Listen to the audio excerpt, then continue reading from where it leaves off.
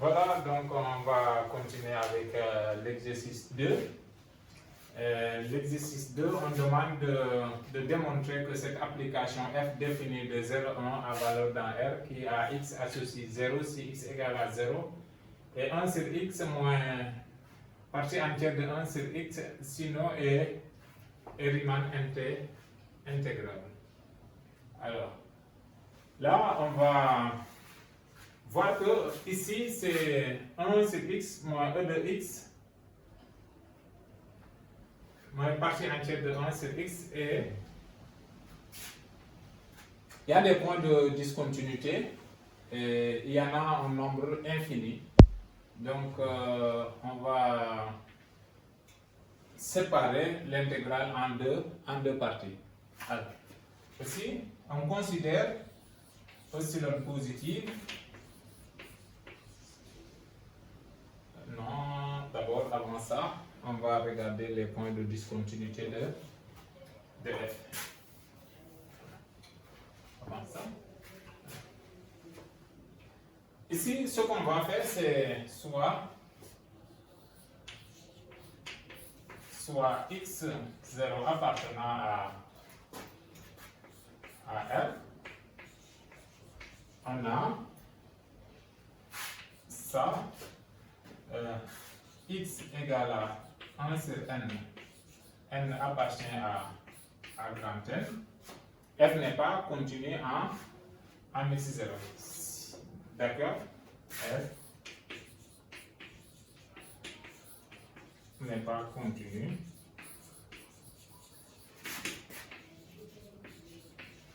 en x0. Et si maintenant le x0 est différent de 1 sur n appartient à grand N, f est continu en x0. Donc les points de discontinuité de f sont les points de la forme 1 sur n appartient à grand N. Maintenant, ce qu'on va faire, c'est que on constate que si on prend xn, la suite des points de discontinuité, cette suite-là va converger vers 0. Alors.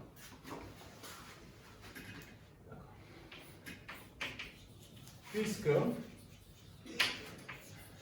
limite lorsque n tend vers plus l'infini de 1 sur n égale à 0, alors quel que soit epsilon positif, il va exister un n0 dans grand N étoile, bien sûr, tel que soit n dans grand n supérieur ou égal à n0 va impliquer 1 sur n inférieur à epsilon. D'accord? Maintenant, on va donc supposer epsilon tel que epsilon inférieur à 1. Donc, on peut donc diviser l'intervalle 0,1. Donc, on a l'intervalle 0,1, c'est égal à, on peut prendre 1, 0, on peut prendre ce n0, réunion avec 1 sur n0 jusqu'à 1. Et maintenant, sur chaque intervalle, on regarde est-ce que f est Riemann intégrable sur chaque intervalle. D'accord? Alors, on va regarder ce qui se passe sur l'intervalle 0, 1 sur n0. Alors, si cet intervalle-là, par définition de f, f est bien défini en 0, on n'a pas de problème sur ça. D'accord? Ici, on a sur l'intervalle 0, 1 sur n0, on a f de f, f de f de x, d'accord? X appartient à l'intervalle 0, 1 sur n0. L'inf c'est 0 et le sup sur x dans 0, 1 sur 0 de f de x, ça c'est égal à 1. D'accord? C'est bon? Donc, on voit que maintenant, la somme des... Le f c'est 0, le sup c'est 1.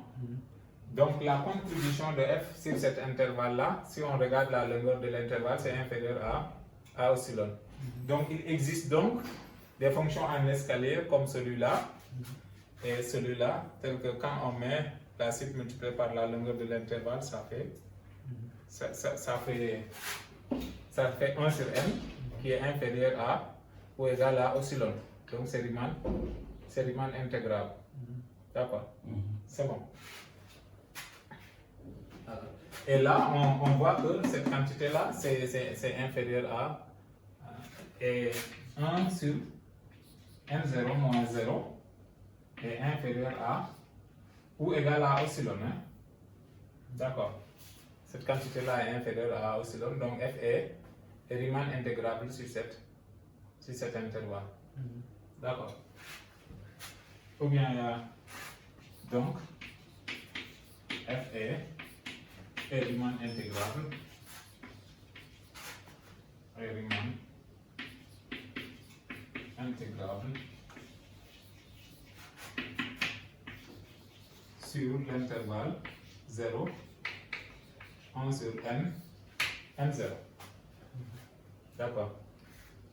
Donc ce qu'on a montré, c'est que si on prend e de x égale à 0 et ici 1, si on intègre, donc f de x est inférieur et compris entre les deux, et que l'intégrale de la différence, c'est 1, sur la longueur de l'intervalle, c'est égal à 1 sur n0 qui est inférieur à epsilon, donc c'est Riemann intégrable.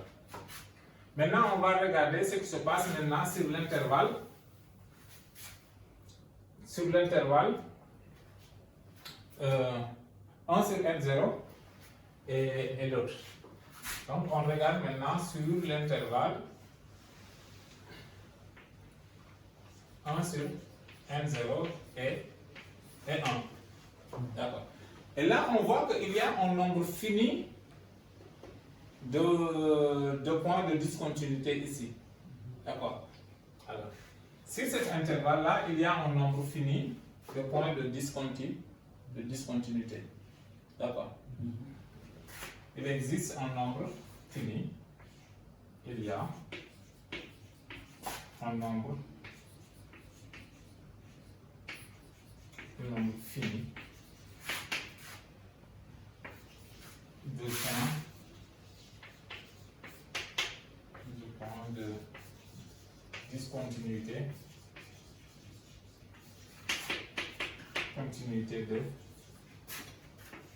de f sur l'intervalle 1 sur n0 et 1. Et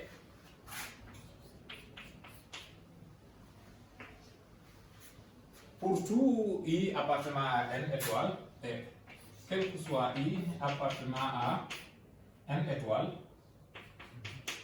d'accord, f est continu,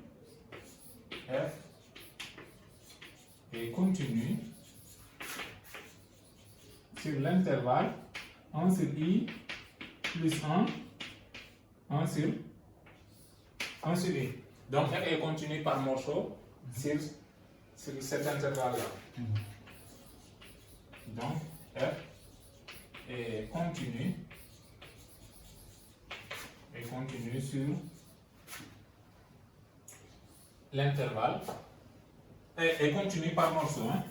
et continue par morceau sur l'intervalle ici 1 sur n0 et 1. D'accord. Et il y a n-1 intervalle ici. De plus, c'est borné. F est borné. Hein? D'accord.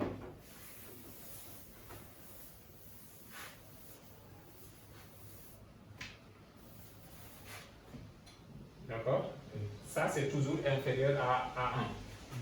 D'accord. De plus, F est borné sur... F aussi est borné. F est aussi borné sur l'intervalle 1 sur n0, 1, donc F est Riemann intégrable sur cet intervalle. D'où F est Riemann intégrable sur l'intervalle 1 sur n0 jusqu'à 1. D'accord? Finalement, F est Riemann intégrable sur 0. Finalement.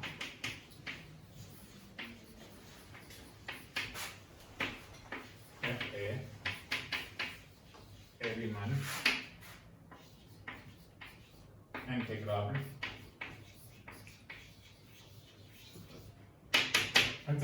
sur l'intervalle 0,1. Voilà. Et ce qui me termine là, la démonstration.